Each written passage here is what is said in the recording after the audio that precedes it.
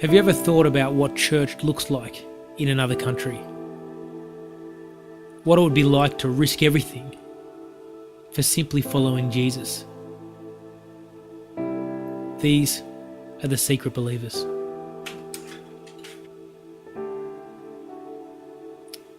It's 1949 and the People's Republic of China has just been established. China is ruled by a guy called Mao Zedong, an atheist and communist dictator who seeks to destroy Christianity at all costs. It is estimated that there are 1 million Christians in China at this point in time. And for the next 30 years, they face severe persecution.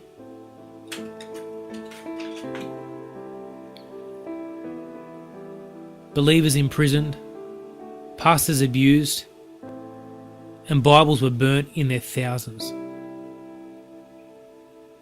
By 1979, there was an estimated 10 million believers, and that number soon doubled to 20 million.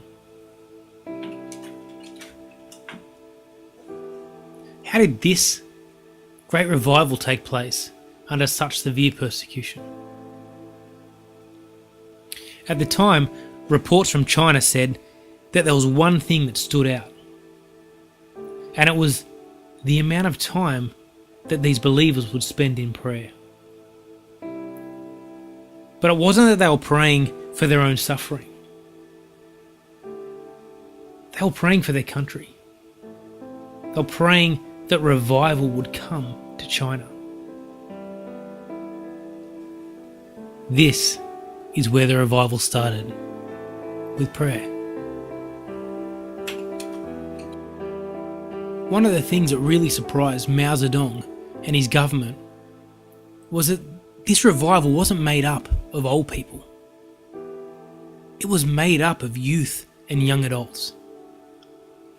Young people who could not only see the problems with communism, but could also see the freedom that you could find in Jesus. There were so many believers in China, but nowhere near enough Bibles. Open Doors had a vision of delivering 1 million Bibles in one night. And through prayer and hard work, and against all odds, Project Pearl achieved this. But there was still a thirst for Bibles.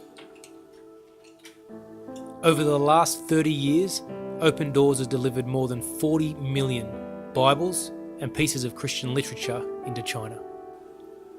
Operations like Project Pearl have inspired Chinese Christians to begin printing their own Bibles in China. They now produce over 1 million Bibles a month. Today there are an estimated 80 million Christians in China, and there is no longer a Bible drought. But this isn't the end. There are new trials to overcome, new goals to reach, and more people who need to hear about Jesus. Christians are still being persecuted. House churches are still being attacked and shut down, with members beaten and imprisoned. But what if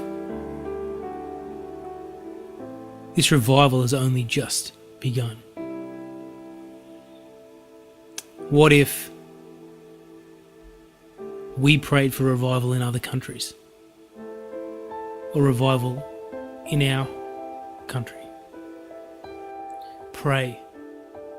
Pray for the persecuted.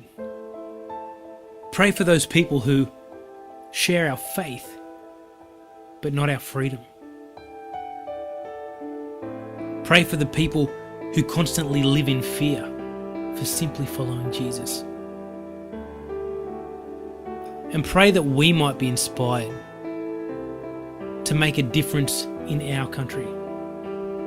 No prison, no border, and no door is closed to us when we pray.